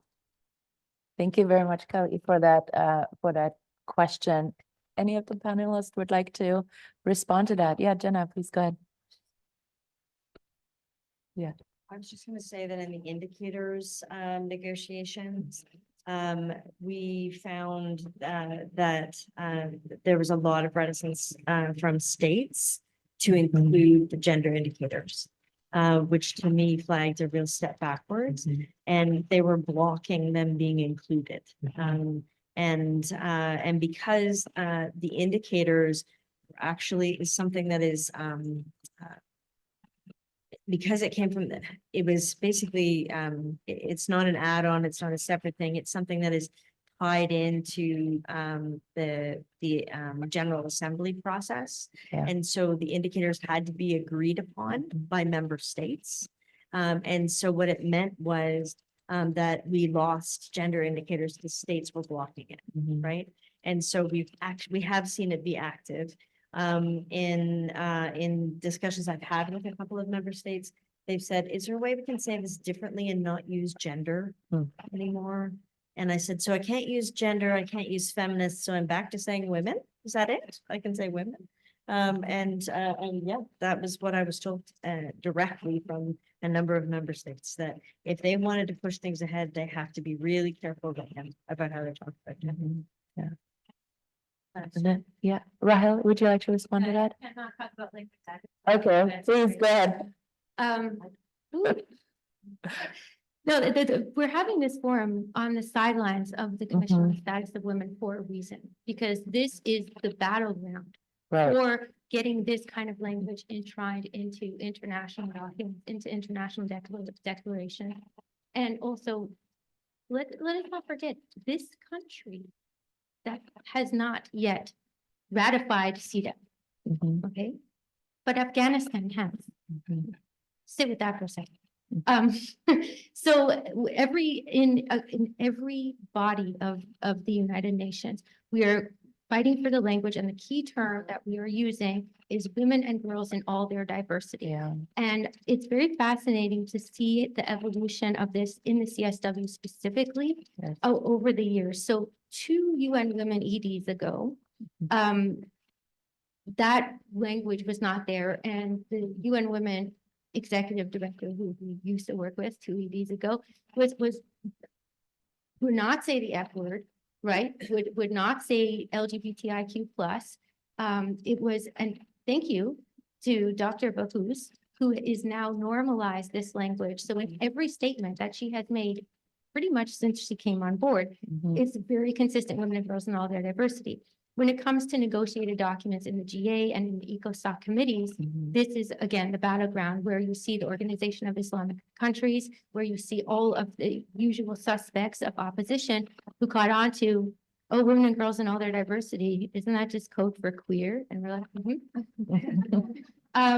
you know, so, and there's this constant pushback. So this CSW is, I don't even know how to describe the magnitude. We should be afraid. Okay, the anti-gender movement and the anti-choice movement, anti-reproductive justice movement is here. They are very large. They are very well resourced. They don't want us there. And they are in partnership with a lot of the member states, including a P5 member, who was the recent lead author on a working paper that was circulated around the GA, calling on the Secretary General to increase limitations and put severe restrictions on civil society engagement at the UN. Now, fortunately, the SG kind of took it and threw it in the waste paper basket because we've got a good SG. But the fact that this was done with multiple countries signing on, Russia and their friend Belarus were the lead authors, along with many LAC countries who are also leading the pack in the anti-gender and anti-choice movement. So the fact that this is happening is scary bad. And the CSW Women's Refugee Commission is there. We are in the middle of the action. We are monitoring opposition. We are engaging. We are doing markups on all the revised drafts that are coming out. And we will keep you abreast, but this is very real and it's getting worse. Thank you for your question. Yeah, thank you very much for the question. And if I may just add here, that's why as civil society, I think we need to stay strong. And going back to the indicator discussions, that is also one of the reasons, again, where we said, let's just develop an index and let's just go ahead with it and figure it out as we go along, because we need to have some sort of a benchmarking framework for these compacts. And they've worked. We've applied it to the Global Compact for refugees. We've applied it, the Gender Migration Index for the Global Compact on Migration. We've applied it in the context of CEDAW as well, because it functions exactly at that intersection. And so just wanted to, again, issue that invitation that maybe there are ways that we can work around this and still create a framework that is spearheaded and led by civil society, that we can still have these monitoring and assessment mechanisms there. Thank you for your patience. Please go ahead. Just a brief comment. My name is Siobhan Mullally. I'm the UN Special Rapporteur on Trafficking in Persons, especially women and children. Sorry, that's the title given by the Human Rights Council, and that's the mandate. But what I just wanted to highlight one of the really big challenges, because previous mandate holders and in my work on trafficking in persons, we repeatedly tried to highlight the importance of expanding safe migration, regular migration, expanding effective access to international protection, to asylum. But what we see constantly is states latching on to trafficking in persons as a way to restrict migration, to externalize migration, to push back, to highlight all of the risks. And repeatedly, it's women as vulnerable, as victims, as at risk, but not willing to take on the how to respond to that by having rights-based migration policies or effective access to asylum. And we launched a pledge at the Global Refugee Forum for the first time on trafficking, which was about trying to say effective access to asylum, resettlement, rights-based family reunification. That's how you prevent trafficking, not shutting down migration and restricting access to asylum. But even on the trafficking agenda, again, you see the gender pushback, say on resolutions on migrant women workers, where we were looking at the agricultural sector, just any reference to gender equality, those were the key points, the key pushback from states, just a reference to gender equality in there, or rights of rural women and gender equality, expanding that. So it's a really huge challenge. But one challenge I see, just as a special rapporteur, you're external, it's voluntary, part-time. So trying to engage with UN agencies, there's huge fragmentation, say even within UN Women, trafficking is looked at as violence against women, but it's very difficult to get it into the migration or even the WPS. And to get a rights-based, proactive kind of approach. It's UNODC who, focus on criminal justice, migration control, criminalizing smuggling. IOM to some extent occasionally takes on trafficking, but again, it's not taken on the human rights-based approach to provide effective remedies. So it's really falls between those gaps, and it's very easily used as a way to restrict and limit migration and safe migration, effective access to asylum. And I just wanted to mention also, we've just recently launched a platform of independent experts on refugee rights, which is bringing together special procedures, treaty bodies, and for the moment, 2 regional bodies, the African Commission on Human and People's Rights and the Inter-American. Hopefully we'll have Council of Europe as well. But one of the priorities is to look at the gender dimensions and to promote a rights-based response. But it's increasingly, I'm finding, extremely difficult to engage with the UN system. Thank you. Thank you very much for this comment, and thank you very much for being here and for joining us for this discussion. Carol, you would like to respond to this?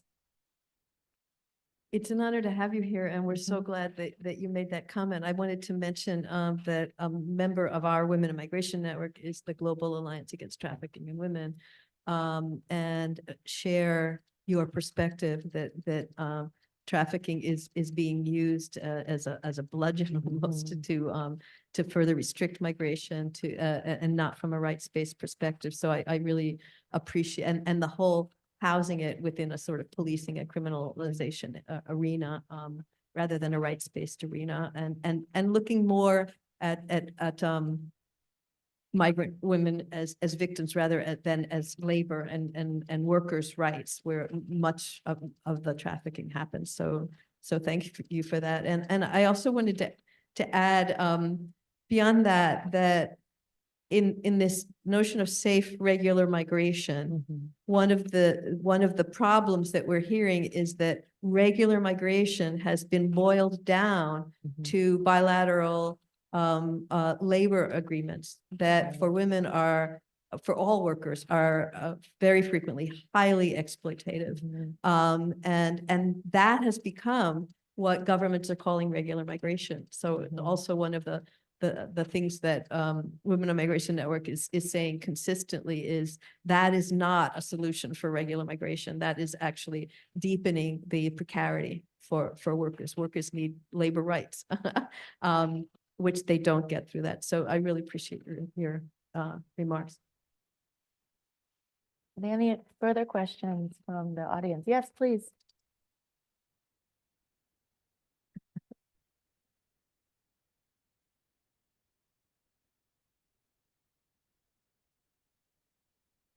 Hi, my name is Fernanda. We come from Mexico from a feminist delegation.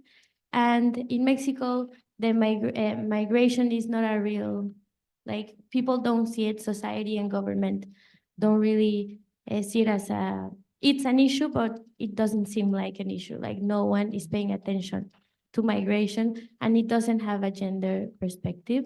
So I wanted to ask if you could give us some insights of how can we make awareness of how important it is to bring gender perspective into politics and everything that has to do with helping migrants.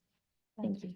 Thank you so much for being here and for raising this important point. Any of the panelists would like to speak to this?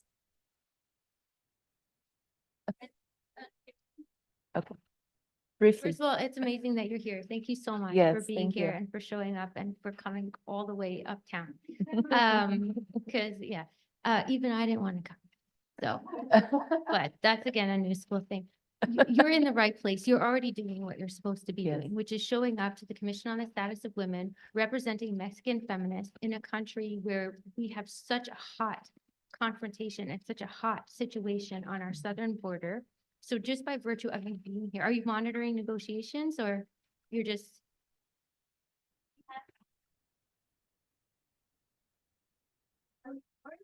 A shadow report? Give me your report. This is awesome. It's 18 organizations that work, we all work in different activities, and we work in different gender-based activities. And we have one article about migration. Well, 18 topics, one of them. So we are doing the Mexican perspective, how to help civil society here. But yes. It's not. Yeah, it's not. And this is exactly why the Women's Refugee Commission was only recently granted ECOSOC consultative status. So this is really our first year where we're truly engaging in a very substantive, direct way with the CSW process. And this is our core objective, right? It's not historically on the agenda. And there is no integration of conflict and security, let alone women, peace and security agenda into the frameworks that we're addressing in CSW. So what we're working on is trying to integrate those two frameworks. And again, I opened my remark with pausing for a moment of reflection at what is happening right now globally with the rising numbers, coupled with the increasing numbers of countries that are shutting their doors, including, again, this country, which is shutting its doors on people who are seeking refuge from danger, right? So all of these pieces are coming together. So again, you as a young feminist leader here in CSW, you are already making a difference just by being part of this discourse. You are already shaping and influencing. So Fania. I want to echo appreciation that you're here. Thank you. The Women in Migration Network does have members in Mexico. One of them is IMUMI, Instituto de Mujeres en la Migración. They work with civil society, they work with feminist organizations, but they work vis-a-vis government in terms of both what's happening in Mexico as well as caravanas and folks coming through Mexico from Central America and elsewhere. We also have a group we're collaborating with called ODA, Otras Dream en Acción. They're dreamers. They're young women who grew up in the United States as their primary home and then were deported back to Mexico and started organizing. That's what amazing young women do. So they're sort of a bi-national organization of young feminists organizing around their rights, because it's very hard to come back to a country that you've never really known. And then we have folks on the border as well. National Network for Immigrant and Refugee Rights in the United States, Alianza Americas, based in the US, but working with folks transported. So there are groups, but I totally agree with you. It's not in the national discourse. It's not like visible out there in terms of it. And it's ironic because Mexico was one of the countries that helped negotiate the Global Compact.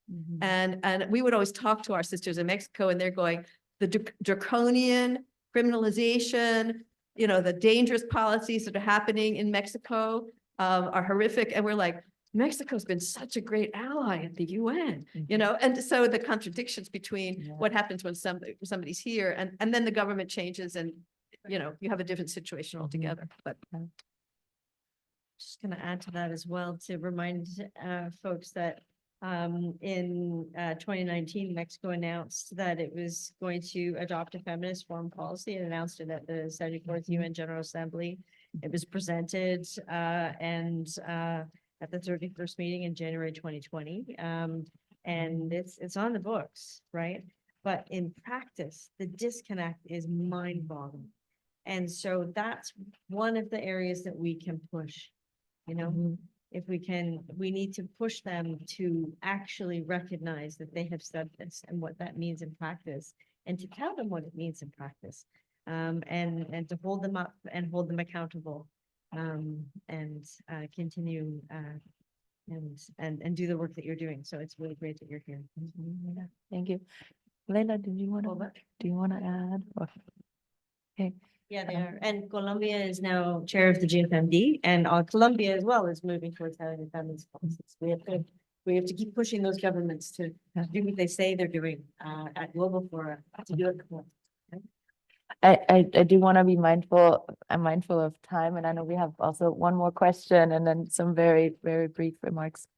Sure. I was just going to add to what the other panelists said in terms of, pushing the government as well.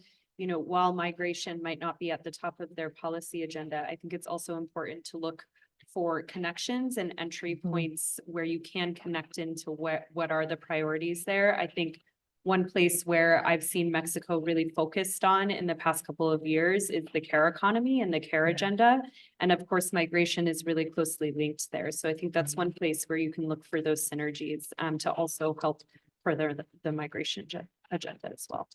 Okay, thank you. We have one more question here. And I have one quick note as well to you, which is I would like to invite you to join us on Thursday if you are available to share your work at our innovation space. If you are available, so a very concrete action that we might take together in collaboration. If you're interested, I'm happy to speak to you afterwards. Yeah. Thank you so much. Yep. These are all the other events that that are happening this week, and I'm also happy to speak to that with you in just a moment. Please go ahead. Thank you so much. And first and foremost, I want to thank every single one of you for being here, for all of the work that you do. I am literally on fire. My heart is on fire. So I am really, really happy to be here, to be in the presence of all of you amazing, amazing women, or whichever, however you identify. Anyways, I am from El Salvador. So if you know anything about the country, you can imagine how difficult the situation is in relation to sexual reproductive rights, just women advancement in general, and migration, how relevant that becomes, and how relevant that is in the country. Up until very recently, I was working with the Office for New Americans of New York State. Okay. And so I guess I just want to bring us all together and kind of go down from the global level to a bit more of a local level, if we can, especially in the context of the current state of New York City and the number of migrants and refugees that are relocating here, either voluntarily or involuntarily. So I guess the question would be, how are you seeing the GCM or the GCR unravel in the context of, I don't know if precisely if you want to talk about New York City, or even at a more local level in different countries, wherever the country of your expertise may be. But yeah, I'm just curious on how have you seen the multilateral loss, or not loss, that's not the right word, but multilateral, I guess, spaces downplay into the more local level. Thank you. Yeah. Thank you so much for being here and for raising this point. And I'm just gonna point briefly while the panelists decide who wants to take this, is that tomorrow we have an event exactly on that, on local approaches to global challenges. So if you're available, please come and join us there, because we will be discussing exactly that in the context also of New York City. Any other panelists would like to speak to this? To New York, and I think that's an excellent example. I can say that I'm seeing cities take a really active role, right? And cities are engaging and utilizing the compact. So my own little tiny city where I live in Kitchener-Waterloo, we worked to develop an access without fear policy in the city, and rooted it in the global compact, and had nothing to do with the federal government. And so getting consensus and getting something moving ahead at a federal government or a national government level, a national government level, is often really challenging, but cities can actually do things sometimes in a more effective way. And so, so in terms of your organizing, that's also a really good space to engage as well. Anyone else would like to answer this? Thank you so much for your question. Any other questions at this point? Again, being mindful of the time.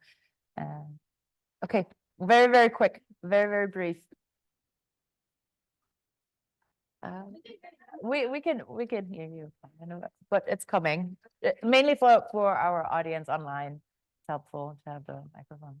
Thank you to the entire panel. This has been really illuminating, and I've learned a lot today. My name is Katarzyna, I'm from the Czech Republic, and I'm working with the Czech government. So you probably know where this question is going, but I was wondering in terms of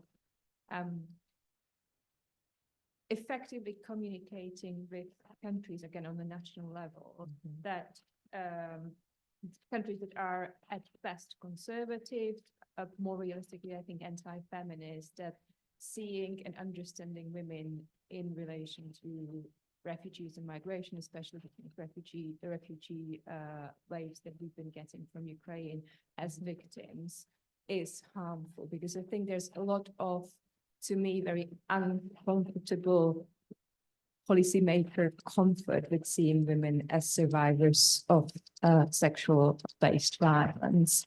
And that has been seen as a huge amount of progress. You know, at least with government peace and security, at least we have that recognition something is happening.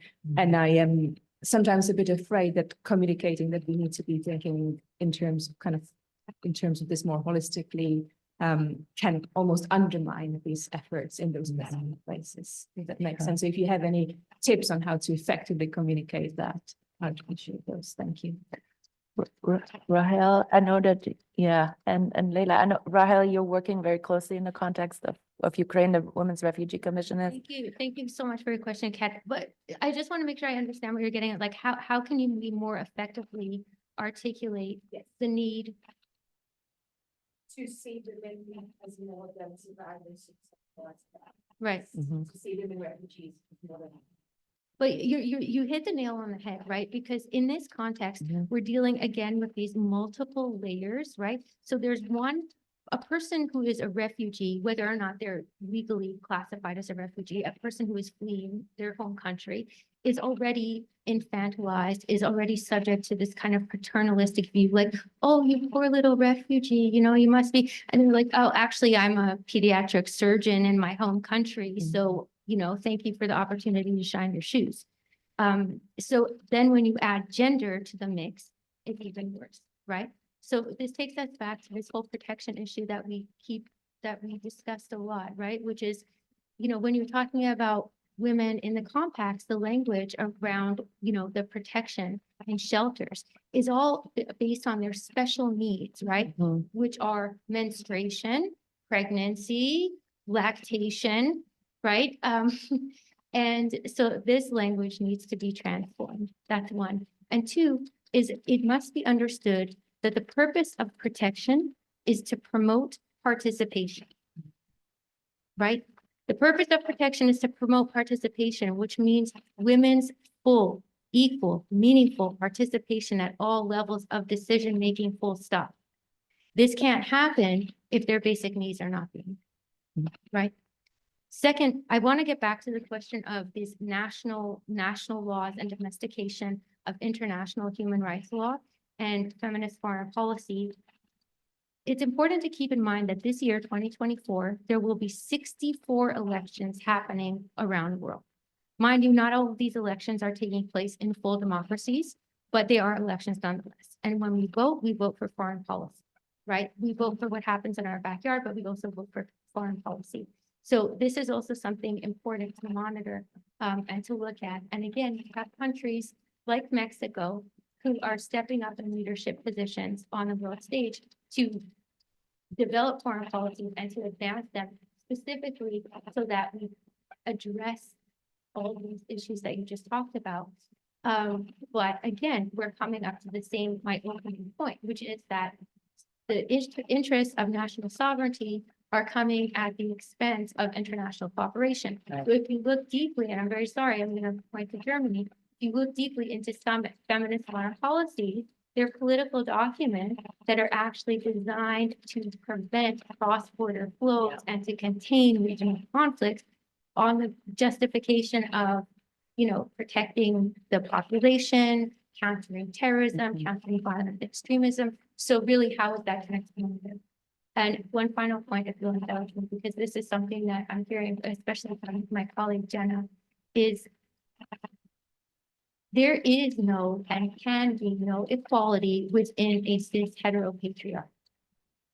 Okay, so why are we looking for something to function in a system that is inherently toxic? like Carol was talking about, this circular migration of, the labor economy. Why are we demanding equality in a system that is built on oppression? So we'll answer that question tomorrow when you come to our next section. Maybe, Layla, would you like to, one last point, and then I will conclude, but this is great, please go ahead.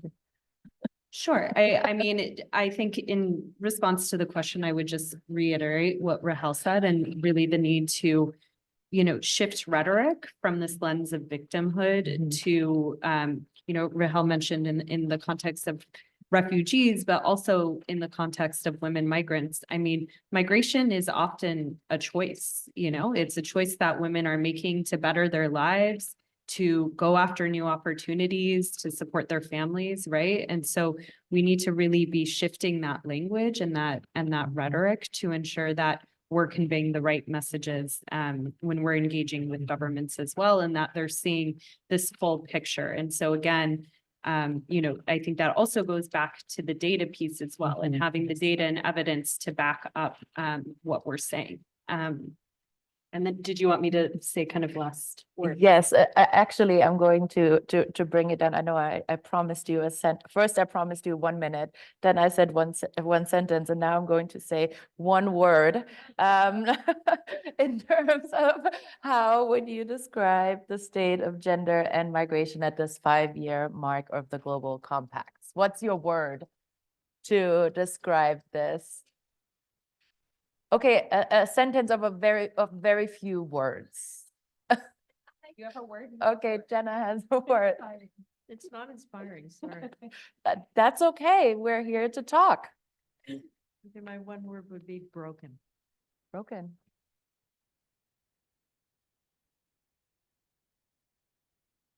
Angry. Angry. Angry. Yeah, angry. Inside-outside strategy, movement building, cross-sectoral work, feminist alliances. Okay. There's a solution. Yeah, okay. Layla, a word or a very short sentence or a few bulletin points as Carol did. I think lethargic but hopeful.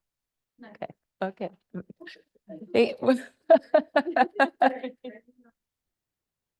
Well, thank you very much.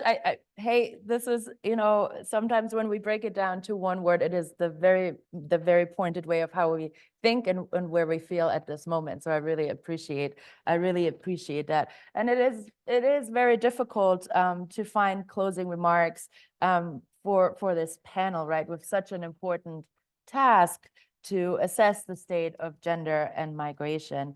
And so I would actually like to not end with closing remarks, but rather what I would like to call invitational remarks. And yes, I've invited you already to the rest of this week's events, so please join us for that.